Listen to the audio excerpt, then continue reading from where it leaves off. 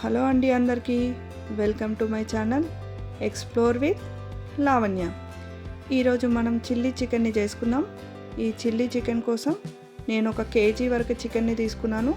ఈ కేజీ చికెన్కి bones separate చేసేసుకొని మనకు కావాల్సిన సైజులో కట్ చేసుకొని వాష్ చేసుకొని తీసుకోవాలండి. ఈ వాష్ చేసుకున్న చికెన్ని ఒక బౌల్లోకి వేసేసుకొని ఒక హాఫ్ స్పూన్ వెనిగర్ని యాడ్ చేసేసుకొని చికెన్ పీసెస్కి మొత్తం పట్టేలాగా కలిపేసుకొని పెట్టుకోవాలండి. ఒక 5-10 మినిట్స్ అలా పక్కన పెట్టేసుకొని ఈలోపు అల్లం వెల్లుల్లి పేస్ట్ అండి ఇంట్లో రెడీగా ఉంటే అది కూడా వాడుకోవచ్చు అండి. లేదు అంటే అప్పటికప్పుడు ఫ్రెష్గా ఇలా చేసుకొని వేసుకుంటే మంచి టేస్ట్ వస్తుందండి. ఇంకా మెయిన్ ఇంగ్రీడియంట్ మిరియాల పౌడర్ అండి. డ్రై రోస్ట్ చేసి పెట్టుకున్న ఈ మిరియాల పౌడర్ ఇది మెయిన్ ఇంగ్రీడియంట్. ఇప్పుడు ప్రాసెస్లోకి వెళ్దాం. ఇక మన మ్యారినేట్ చేయడానికి కావాల్సిన ఇంగ్రీడియంట్స్ చూసేసుకుందామండి. క్యాప్సికమ్, కార్న్ఫ్లోర్, మైదా, సాల్ట్, చికెన్, అల్లం వెల్లుల్లి పేస్ట్, ఆనియన్స్ ఇలా అన్నీ మనకు సరిపడే క్వాంటిటీలో యాడ్ చేసుకొని చికెన్ మ్యారినేట్ చేసుకొని పెట్టుకోవాలండి. మెయిన్ ఇంగ్రీడియంట్ మనకి మిరియాల పౌడర్ ఉంది కదండి, అదొక 2 టేబుల్ స్పూన్స్ వరకు వేసేసి చికెన్ని మ్యారినేట్ చేసేసుకొని పెట్టుకోవాలి. ఈ చికెన్ కోసం మనం ఇంట్లో ఉన్న ఇంగ్రీడియంట్సే వాడుతున్నామండి. అంటే అలా ఇంట్లో ఉన్న ఇంగ్రీడియంట్స్తో మనం ట్రై చేస్తే మనం ఎప్పుడు కావాలనుకుంటే అప్పుడు చేసుకొని తినొచ్చు. అందుకని ఇంట్లో ఉన్న ఇంగ్రీడియంట్స్తో నేను ట్రై చేస్తానండి ఎప్పుడు కూడా. ఇలా పక్కన పెట్టేసుకుందాం.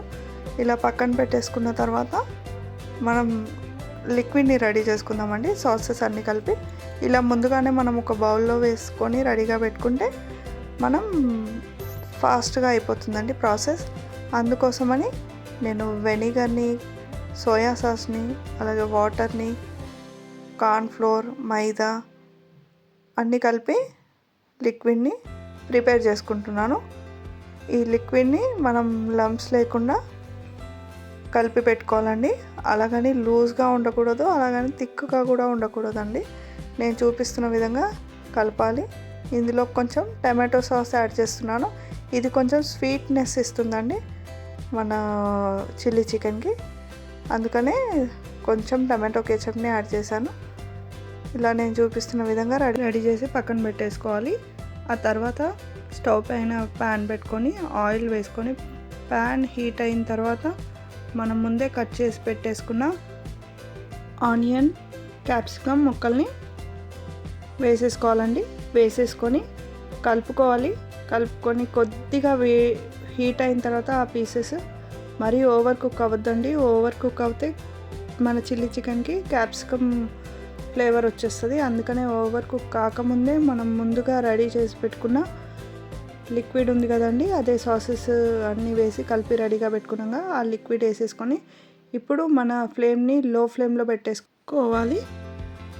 ఆ తర్వాత కొద్దిగా మిరియాల పౌడర్ మరియు సాల్ట్, కావాల్సి వస్తే కొంచెం వాటర్ కూడా యాడ్ చేసుకోవచ్చు అండి. మనకు కన్సిస్టెన్సీ తెలుస్తుంది, ఓకే సరిపోతుందా అనేది. అలా చూసుకొని మనం సెట్ చేసుకోవాలి. ఇప్పుడు మనం ముందే రెడీగా పెట్టుకున్న చికెన్ని, ఫ్రై చేసి పెట్టుకున్న చికెన్ని యాడ్ చేసేసుకోవాలి. యాడ్ చేసుకొని కలుపుతూ ఉండాలండి పీసెస్కి పట్టేలాగా. ఆ సాసెస్ అన్నీ చూడండి రెడీ అయిపోయింది మన చిల్లీ చికెన్.